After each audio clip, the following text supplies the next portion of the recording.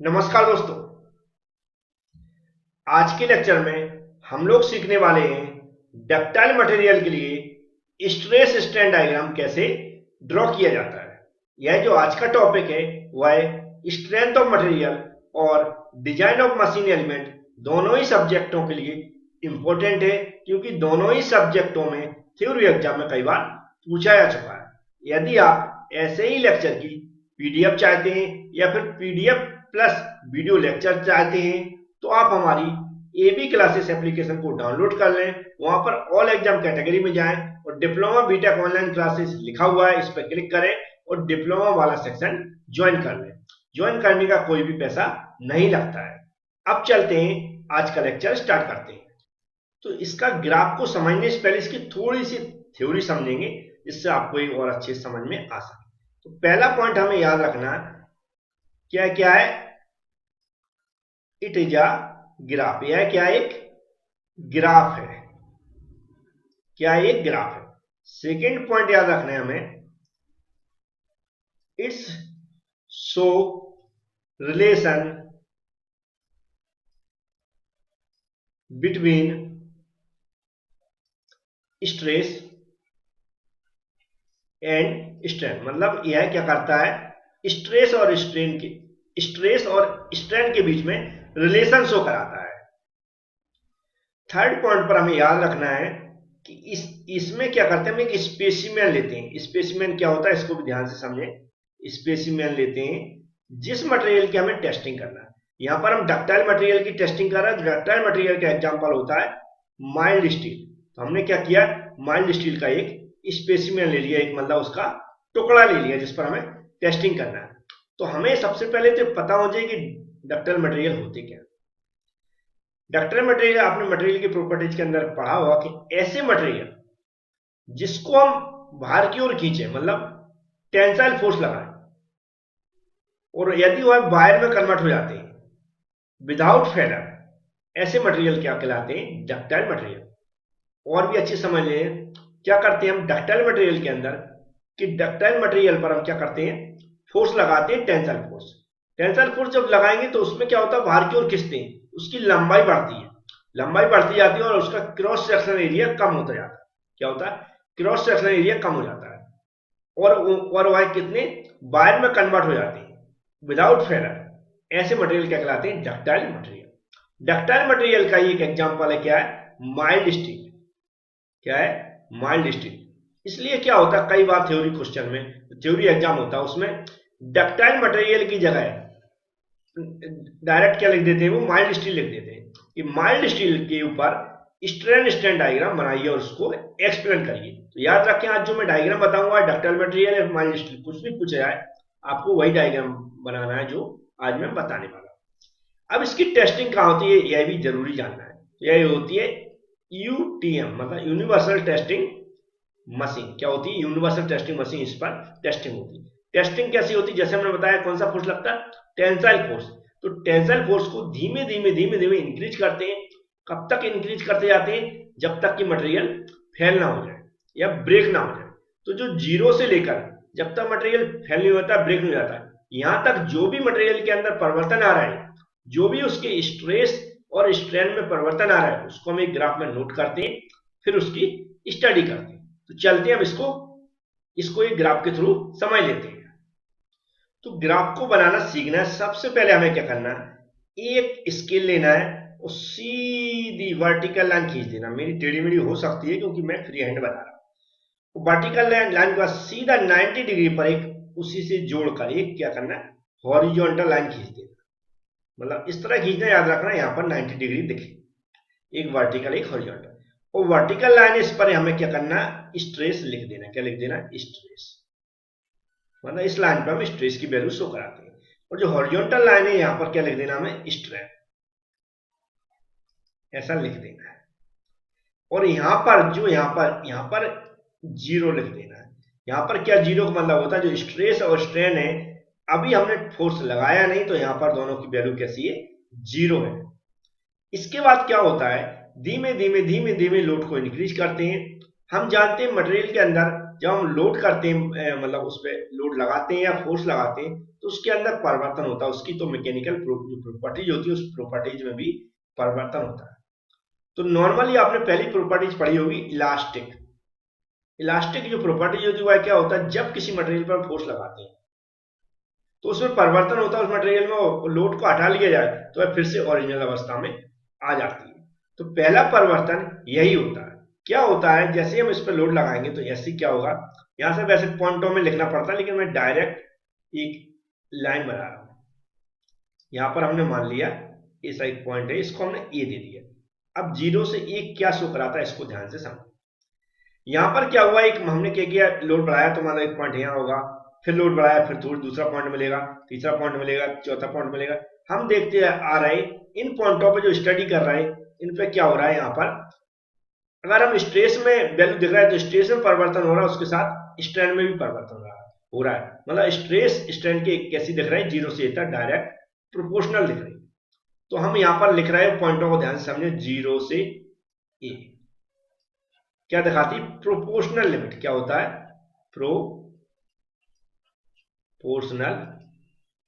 Limit. मतलब यहां पर क्या करती है, हुक्स लॉ का पालन करती है। हुक्स लॉ आपने पढ़ा होगा, हुक्स लॉ का पालन करती है। अकॉर्डिंग टू हुक्स लॉ क्या होता है, stress is direct proportional to strain. जिसका मतलब मैंने बताया 0 से ए तक क्या हो रहा है, जैसे धीमे धीमे लोड इंक्रीज कर रहा है, यहां पर हम देख रहे हैं स्ट्रेस में जो परिवर्तन हो रहा है उसके साथ स्ट्रेन में भी परिवर्तन हो रहा है। मतलब एक दूसरे की कैसे चल रहा है, प्रोपोर्शनल चल रहा है। तो 0 से ए वाला आप समझ में आ गया, ठीक है। अब यहां के बाद इसके बाद फिर से हम लोड इंक्रीज कर रहे हैं, तो लोड इंक्रीज कर रहा है तो लाइन पहले थोड़ी सीधी जा रही है, कैसी जा रही है, सीधी आ रही है, लेकिन धीमे धीमे देख रहा है उसमें कुछ परिवर्तन आ रहा है। तो हमने देखा यहां से यहां तक सीधी स्ट्रेट जा रही थी क्योंकि दोनों एक दूसरे के प्रोपोर्शनल थे, लेकिन यहां से थोड़ा थोड़ा परिवर्तन होने लगा। तो यहां पर हमने पॉइंट क्या दे दिया, बी दे दिया। लेकिन यहां पर भी हम क्या देख रहे हैं, बी पर, कि यहां पर भी हम फोर्स को जब हटा रहे हैं तो वह फिर से अपनी ओरिजिनल अवस्था में आ गई। मतलब बी भी क्या है, इलास्टिक लिमिट को शो करा रहा है। किसको, इलास्टिक लिमिट को।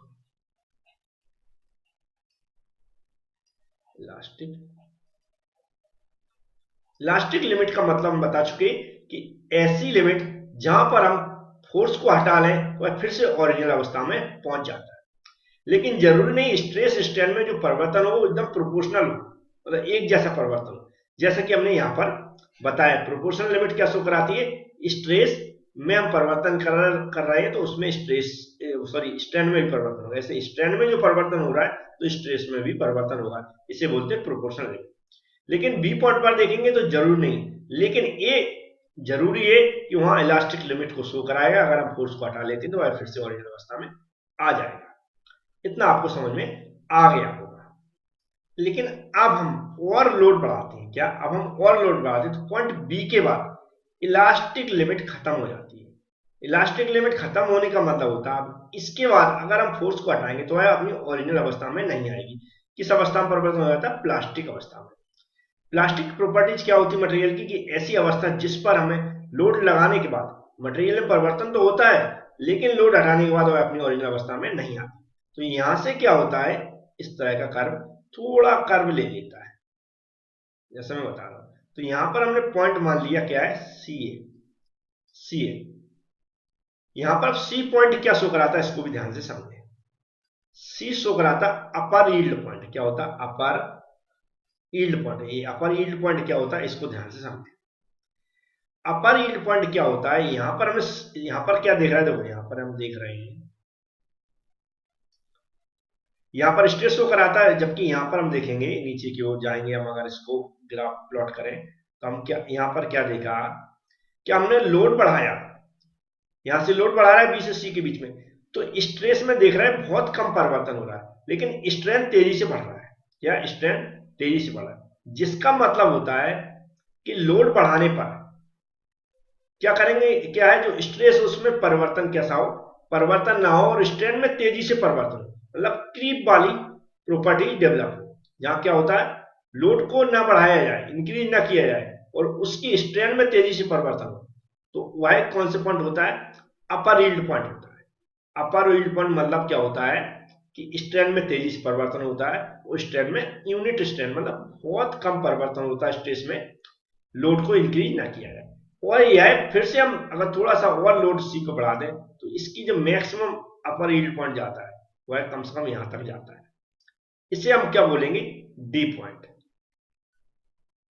ये क्या होता है, लोअर यील्ड पॉइंट। क्या होगा, डी क्या होगा, lower yield point, lower yield point. मतलब फिर से इसमें मैक्सिमम हमारी कितना, मतलब लोड थोड़ा सा इंक्रीज होने पर स्ट्रेन में जो तेजी से परिवर्तन होगा वह कहां था, वो होगा पॉइंट डी तक होगा। जहां पर हम क्या देख रहे हैं, यहां पर भी देख रहे हैं स्ट्रेन में परिवर्तन कैसा है, कमी है, मतलब और कम है।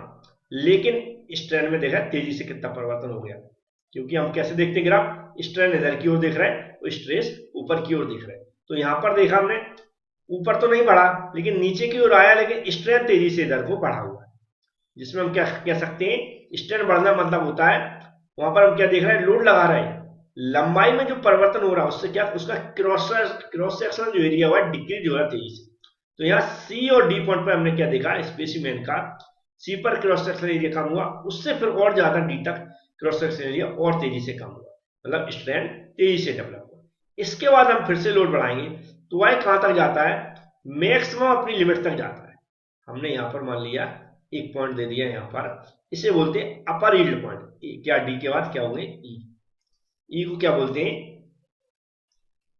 ई को बोलते हैं सॉरी अल्टीमेट,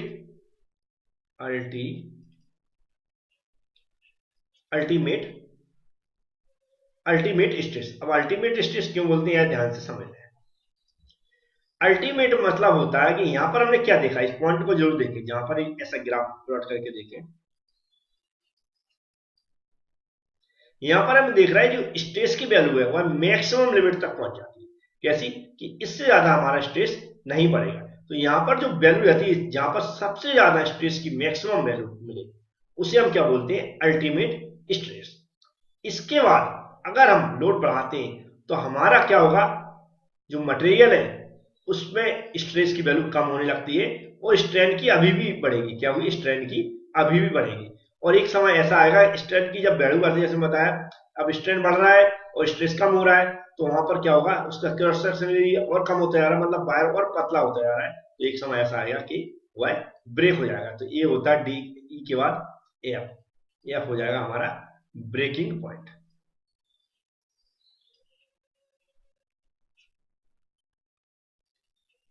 ब्रेकिंग पॉइंट।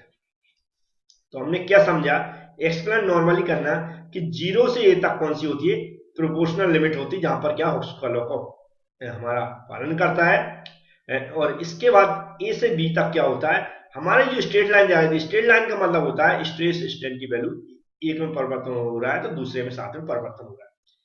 ए से बी के बीच में जो लीनियरिटी थी, जो यहाँ पर लीनियर लाइन जाएगी, थोड़ी परिवर्तन होने लगा, ए से बी के बीच में लीनियर नहीं रहती है, लेकिन हमारी इलास्टिक लिमिट रहती है बी तक, मतलब फोर्स को हटाने पर वह फिर से ओरिजिनल अवस्था में आ सकता है। लेकिन बी के बाद हम फोर्स को और बढ़ाते हैं तो उसके अंदर से क्या होता है, वो इलास्टिक लिमिट खत्म हो जाती है और प्लास्टिक अवस्था में परिवर्तन हो जाता है सी तक, और हमारी अपर यील्ड पॉइंट हमें प्राप्त होता है। जहां पर अपर यील्ड पॉइंट का मतलब क्या होता है कि हमने स्ट्रेस तो क्या हो रही है, यूनिट परिवर्तन हो रहा है स्ट्रेस, मतलब बहुत कम परिवर्तन, लेकिन स्ट्रेन में तेजी से परिवर्तन होता है, उसका क्रॉस सेक्शनल एरिया कम होने लगता है। ऐसे सी से डी तक क्या होता है, यहाँ पर डी पे क्या होता है, अपर यील्ड पॉइंट, मतलब यहाँ से थोड़ा सा फोर्स बढ़ा दिया है तो वह मैक्सिमम जितना उसमें परिवर्तन हो सकता है, कौन सा परिवर्तन, स्ट्रेन में जितनी इंक्रीज हो सकती है थोड़ा सा स्ट्रेस में परिवर्तन करने के बाद, तो वह क्या होता है, अपर यील्ड पॉइंट जो डी पे प्राप्त होगा। उसके बाद अगर हम फोर्स को और इंक्रीज कर रहे हैं तो हमने क्या पाया कि मैक्सिमम स्ट्रेस की वैल्यू मिलती है हमें, जिसे बोलते हैं अल्टीमेट स्ट्रेस। उसके बाद अगर हम लोड इंक्रीज करते तो वह उसका क्रॉस सेक्शन एरिया और कम तेजी से कम होता है, मतलब स्ट्रेन और तेजी से बढ़ती है और वह हमें ब्रेकिंग पॉइंट पे ले जाता है। इसकी कंप्लीट थ्योरी कैसे लिखना है, इसके लिए मैंने पीडीएफ अपलोड कर दी है एप्लीकेशन में, वहां पर आप जरूर देख लें। Thank you friends.